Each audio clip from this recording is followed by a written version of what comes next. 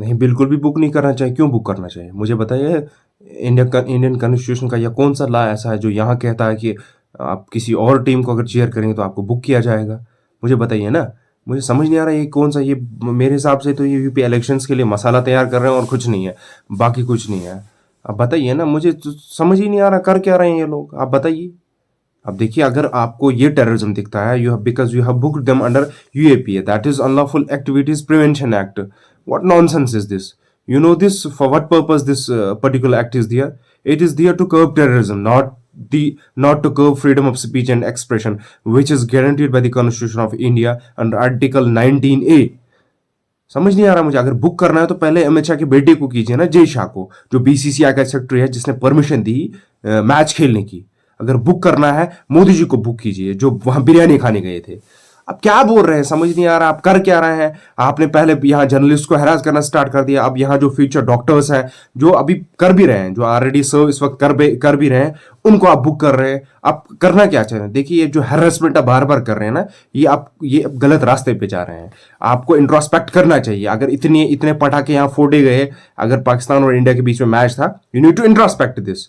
अगर कल अमित शाह जी ने कहा कि मैं कश्मीर के लोगों से बात करूंगा, मैं क्यों पाकिस्तान के साथ बात करूंगा, कश्मीरी यूथ के साथ बात करूंगा? क्या उनको नहीं जाना चाहिए था फिर वहां? अगर उनको, क्योंकि वो यहीं थे कश्मीर में, उन्होंने पटाखों की आवाज नहीं सुनी थी, उनको जाना चाहिए था जीएमसी, उनको जाना चाहिए था सिक्किम्स, वहां बात करते उनसे पूछते आपने क्यों पटाखे फोड़े, आपने क्यों नारे लगाए? वो गए। ये काम ये नहीं करेंगे, बस आप बुक कर दो, हैरेस कर दो, वो करेंगे, ये करेंगे। This is totally an harassment. बाकी ये कुछ नहीं है, और इससे कुछ इनको फायदा मिलने वाला नहीं है। जो इनके ख्वाब थे, जो ये कह रहे थे, जो इन्हें on the floor of house parliament में 5 अगस्त 2019 को कहा था, तो वो सारा उल्टा होता जा रहा है ना। तो अब ये बस ये गेम है। अब इलेक्शन यूपी का आ रहा है, तो उसके लिए भी थोड़ा सा मसाला चाहिए इनको। हिंदू मुस्लिम करना है, हमने कश्मीर में वो कर दिया, हमने कश्मीर में क्या कर दिया। अब मुझे आपको बात करनी है ना, आप उस शाहिद की मां से बात कीजिए, जिसको 2 दिन पहले शहीद किया गया शुपियन में, और आपने जस्टिफिकेशन दी क्रॉस फायरिंग की। आप परवेज अहमद की बीबी से बात कीजिए ना, जो 7 महीने की हामिला है, उससे बात कीजिए ना। उसको आपने शहीद कर दिया। क्या कर क्या रहे हैं आप लोग? समझ नहीं आ रहा आपका। कौन सी कहानी आप सामने रखते हैं रोज, कौन सा लॉ आप पढ़ के आते हैं? जब ये चीजों को लोगों को क्लियर नहीं है, मुझे नहीं लगता ये कौन से ऑफिसर्स हैं जो इस एक्ट को यहां इस्तेमाल करते हैं। मुझे बताइए ना, यूएपीए का मतलब क्या है? यूएपीए कौन सा लॉ है, किस लिए है, आप कर क्या रहे हैं? दिस इज टोटल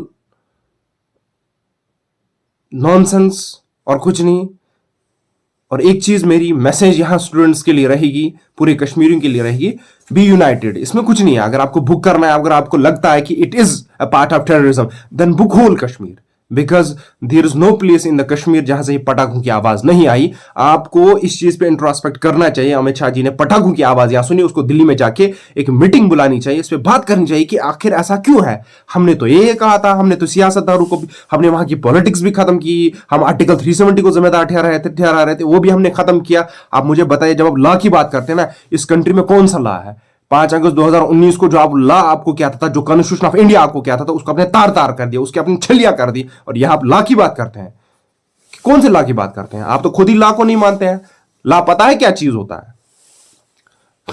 आप पीस लाने के बजाय आप उल्टा कर रहे हैं। आप मुझे बताइए, आज आप 100-200 डॉक्टर्स को बुक करेंगे तो उससे क्या फायदा मिलेगा आपको? बताइए। जो उनके दिल के अंदर है, जिसकी वजह से उन्हें नारे लगाए, जिसकी वजह से उन्हें पटाखे फोड़े, उस पे कौन कर्ब करेगा? ये आप देखिए। आप मुझे, मैं आर्टिकल 370 के बाद, या मैंने नहीं देखा अपनी हिस्ट्री में कि इस तरह से जश्न मनाया गया या इस तरह पटाखे फोड़े गए। आपको इस चीज पे सोचना होगा, इंट्रोस्पेक्ट करना होगा, यहाँ के लोगों से बात करनी होगी, यहाँ के यूथ से बात करनी होगी, जो कल अमित शाह ने कहा। मैं उम्मीद कर रहा था वो जाएंगे, इंस्टेड ऑफ दिस कि आप बोलेंगे हम यूएपीए लगाएंगे, हम एफआईआर करेंगे, ये वहां जाएंगे और वहां उनसे बात करेंगे। आप मुझे बताइए, आपने क्यों नारे लगाए, आपने क्यों पटाखे फोड़े? आप मुझे बताइए ना, आपको कौन सी कमी है? तो वो नहीं किया, वो चले गए वापस दिल्ली। इस चीज का इंट्रोस्पेक्ट करने के बजाय वो एफआईआर लगाएंगे। इस चीज से कुछ होने वाला नहीं है।